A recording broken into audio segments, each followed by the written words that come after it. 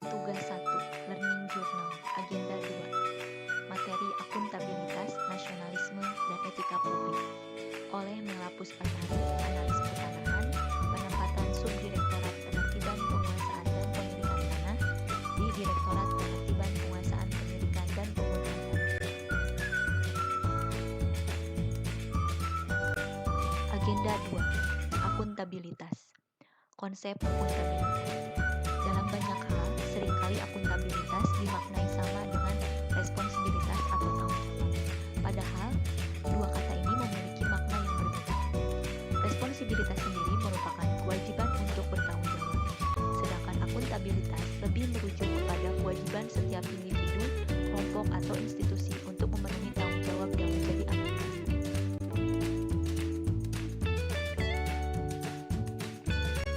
Yang dimaksud dengan amanah dalam konsep akuntabilitas tersebut untuk pegawai negeri sipil adalah menjamin terwujudnya nilai-nilai.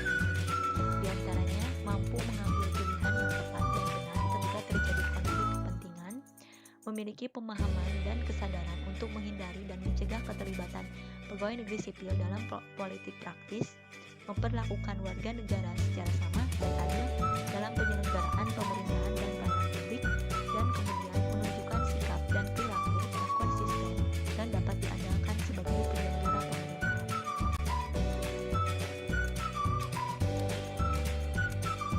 Konsep akuntabilitas memiliki 5 aspek. Di antaranya, akuntabilitas adalah sebuah hubungan yang menunjukkan hubungan dua pihak antara individu atau kelompok atau institusi dengan negara dan masyarakat. Kemudian berorientasi pada hasil.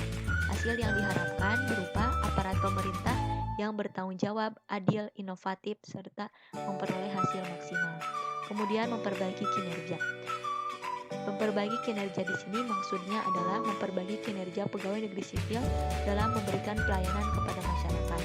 Kemudian membutuhkan konsekuensi berupa sanksi atau penghargaan. Kemudian membutuhkan laporan kinerja yang terdiri dari individu berupa kontrak kerja dan institusi atau LAKIP.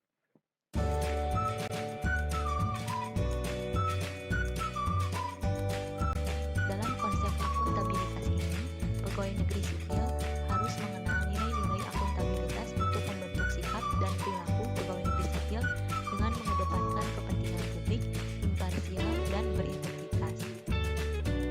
Akuntabilitas publik memiliki 3 fungsi utama, di antaranya peran demokrasi untuk menyediakan kontrol kualitas, kemudian peran belajar untuk meningkatkan efisiensi dan efektivitas, dan yang terakhir untuk peran konstitusional untuk mencegah korupsi dan penyalahgunaan kekuasaan.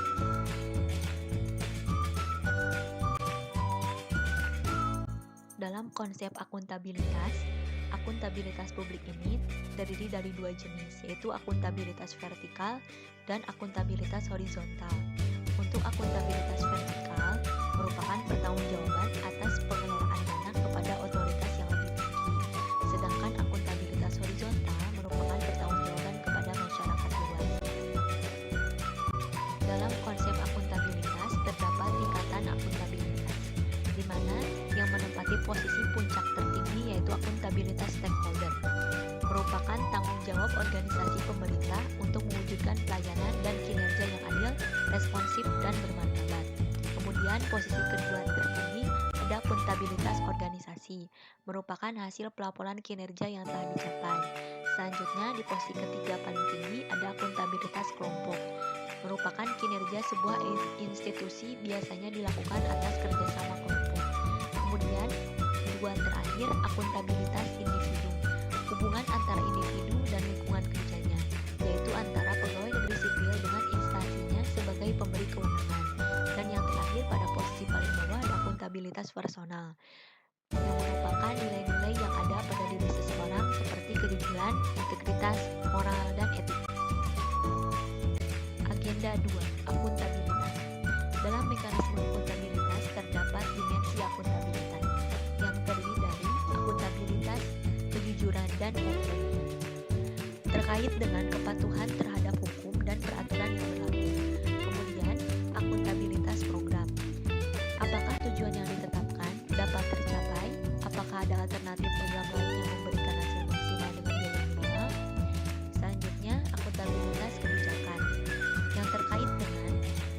pertanggungjawaban pemerintah atas kebijakan yang diambil terhadap DPR atau DPRD dan masyarakat luas. Selanjutnya ada akuntabilitas proses, yang terkait dengan apakah prosedur yang digunakan sudah baik dalam hal kecukupan sistem informasi akuntansi, sistem informasi manajemen, atau prosedur administrasinya.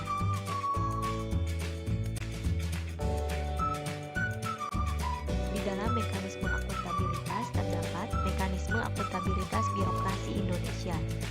Akuntabilitas tidak akan mungkin terwujud apabila tidak ada alat akuntabilitas. Di Indonesia, alat akuntabilitas antara lain adalah perencanaan strategi atau strategic plans yang berupa rencana pembangunan jangka panjang atau RPJPD, menengah, rencana pembangunan jangka menengah RPJMD, dan tahunan, rencana kerja pemerintah atau RKPD. Kemudian ada rencana strategis atau Renstra untuk setiap satuan kerja perangkat daerah atau sering disebut SKPD, dan sasaran kerja pegawai atau sering disebut SKP untuk setiap pegawai negeri sipil. Yang kedua ada kontrak kerja. Semua pegawai negeri sipil atau PNS tanpa terkecuali mulai 1 Januari 2014 menerapkan adanya kontrak kerja pegawai. Selanjutnya ada laporan kinerja, yaitu berupa laporan akuntabilitas kinerja instansi pemerintah atau sering disebut LAKIP, yang berisi perencanaan dan perjanjian kinerja pada tahun tertentu, pengukuran dan analisis capaian kinerja, serta akuntabilitas keuangan.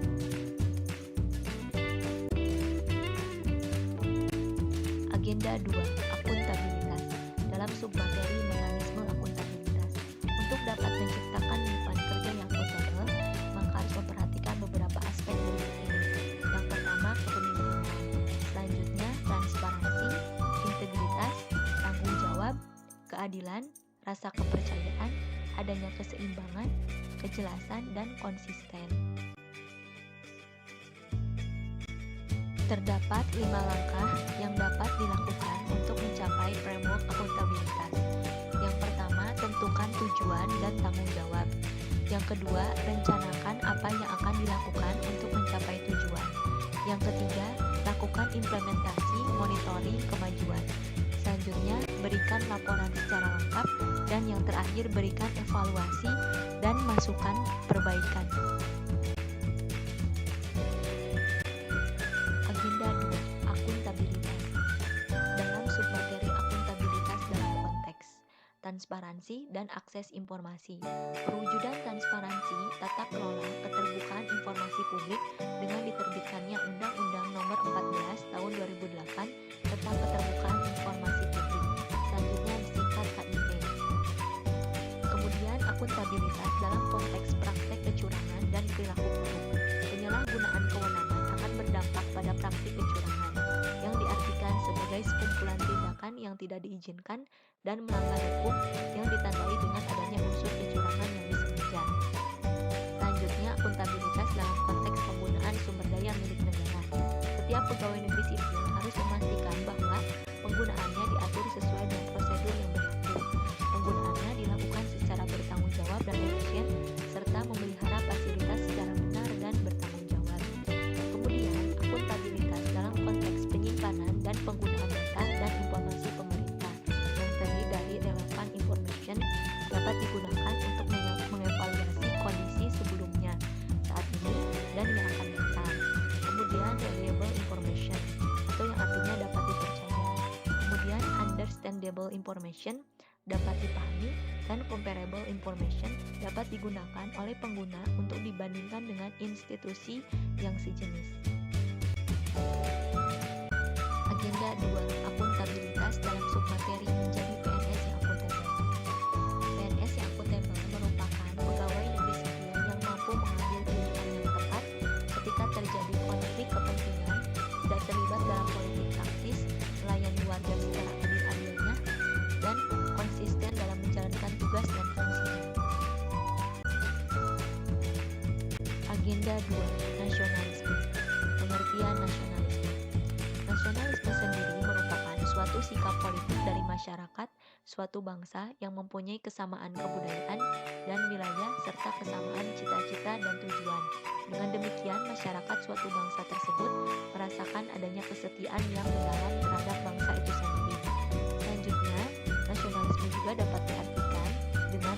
cinta pada tanah air, ras, bahasa, atau sejarah budaya bersama. Atau dapat diartikan juga sebagai dogma yang mengajarkan bahwa individu hanya hidup untuk bangsa dan bangsa demi bangsa itu sendiri.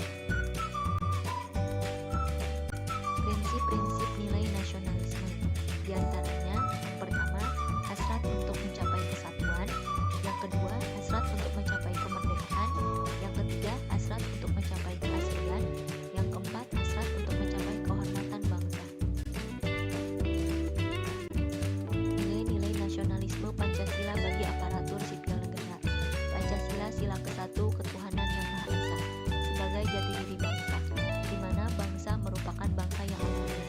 Hasil yang dicapai, pertama, bisa membedakan baik dan buruk, bisa membedakan halal dan haram, bisa membedakan yang hak dan yang batil. Selanjutnya, wujud nyata dalam kehidupan sehari-hari, diantaranya dapat bersikap jujur dan mempunyai integritas, hormat pada hak orang lain, hormat pada aturan dan hukum masyarakat, punya etika sebagai prinsip dasar dalam kehidupan sehari-hari, dan tidak korupsi, dan tingkah laku kooperatif.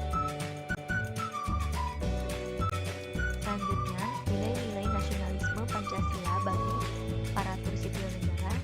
Yang kedua ada Pancasila pada sila kedua kemanusiaan yang adil dan beradab. Sebagai jati diri bangsa, dapat mewujudkan bangsa yang menghormati hak asasi manusia. Hasil yang dicapai dengan berlaku adil dan menghormati hak asasi orang lain. Sedangkan wujud nyata dalam kehidupan sehari-hari diantaranya bersifat toleran, tidak zalim, sopan atau santun, dan saling tolong-menolong. Nilai-nilai nasionalisme Pancasila bagi aparatur sipil negara selanjutnya dapat diterapkan pada Pancasila sila ketiga yang berbunyi Persatuan Indonesia. Sebagai jati diri bangsa dapat mewujudkan bangsa yang cinta tanah air.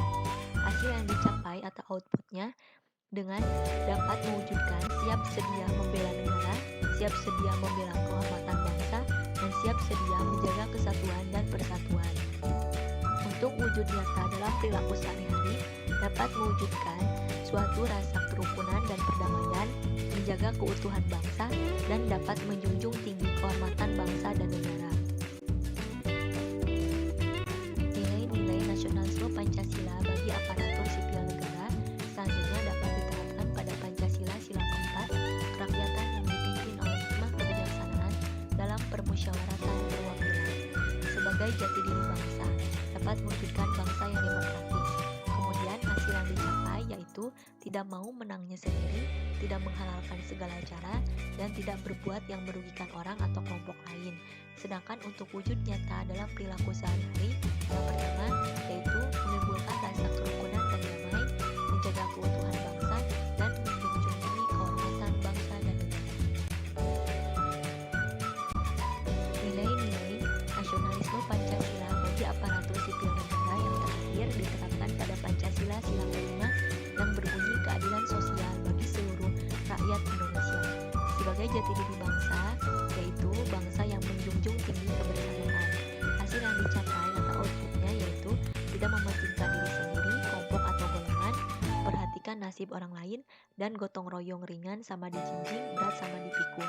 Untuk wujud nyata dalam perilaku sehari-hari yaitu yang pertama tidak serakah, tepat waktu, mau bekerja keras, saling membantu, dan suka menabung atau investasi.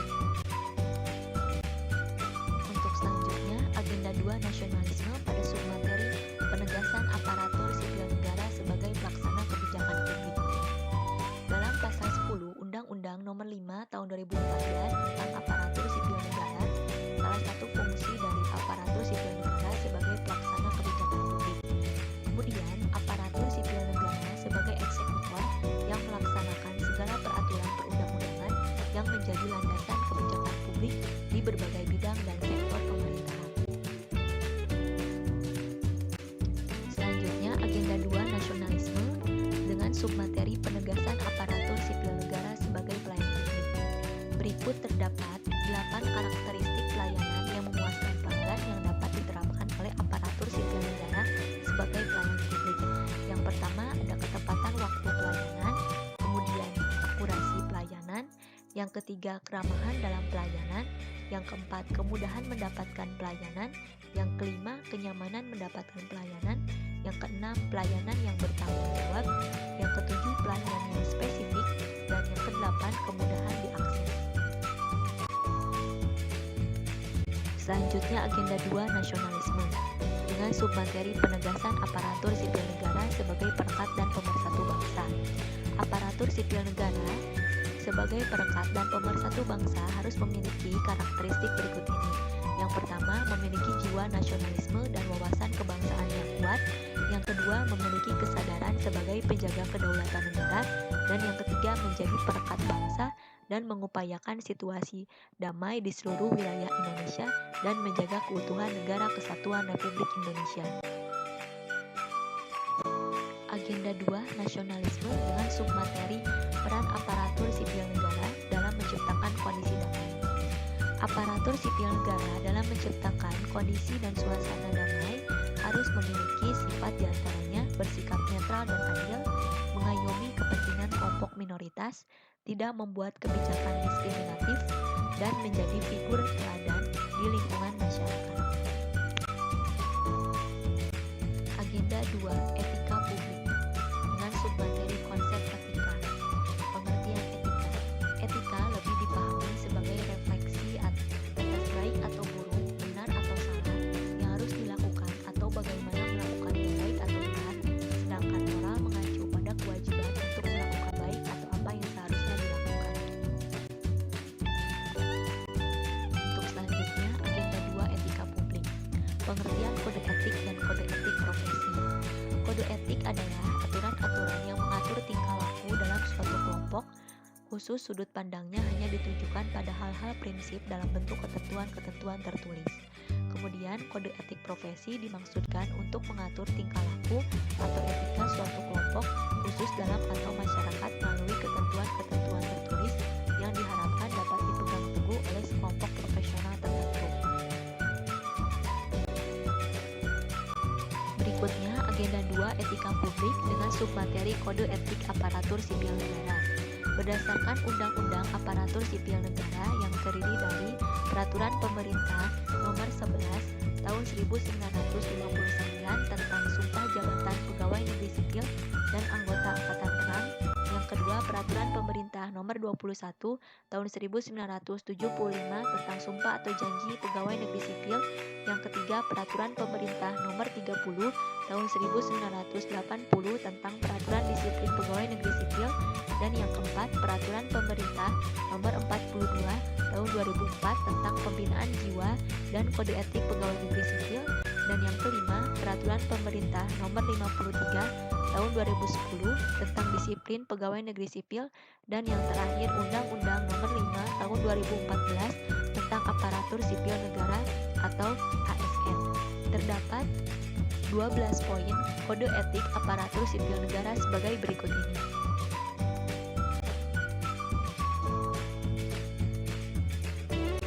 Agenda 2, etika publik. Dalam submateri nilai-nilai dasar etika publik, berdasarkan Undang-Undang Aparatur Sipil Negara yang telah dijelaskan pada paparan sebelumnya, nilai-nilai dasar etika publik ini yang harus dimiliki oleh aparatur sipil negara terdapat 14 poin, seperti berikut. Agenda 2, etika publik dalam submateri definisi dan lingkup etika publik. Etika publik merupakan refleksi tentang standar atau norma yang menentukan baik atau buruk, benar atau salah, perilaku, tindakan, dan keputusan untuk mengarahkan kebijakan publik dalam rangka menjalankan tanggung jawab pelayanan publik. Ada 3 fokus utama dalam pelayanan publik, di antaranya pelayanan publik yang berkualitas dan relevan, modalitas etika menjembatani antara norma, moral, dan tindakan faktual. Kemudian selanjutnya yang terakhir, bantuan dalam menimbang pilihan sarana kebijakan publik dan alat evaluasi. Agenda 2, etika publik pada submateri dimensi etika publik. Etika publik sendiri memiliki 3 dimensi, di antaranya dimensi kualitas pelayanan publik, dimensi modalitas, dan dimensi tindakan integritas publik. Untuk dimensi kualitas pelayanan publik, di mana etika publik menekankan pada aspek nilai dan norma etika publik membentuk integritas pelayanan publik. Kemudian yang kedua, dimensi modalitas. Pemerintah bersih adalah syarat kemajuan suatu bangsa. Pemerintahan korup menyebabkan kemiskinan, sumber diskriminasi, rentan konflik, dan penyalahgunaan kekuasaan. Korupsi disebabkan lemahnya integritas pejabat publik, kurangnya partisipasi, dan lemahnya pengawasan. Yang ketiga, dimensi tindakan integritas publik. Integritas publik dalam arti sempit yakni tidak melakukan korupsi atau kecurangan. Adapun maknanya secara luas yakni tindakan yang sesuai dengan nilai dan tujuan atau kewajibannya untuk memecahkan dilema moral yang tercermin dalam kesederhanaan hidup.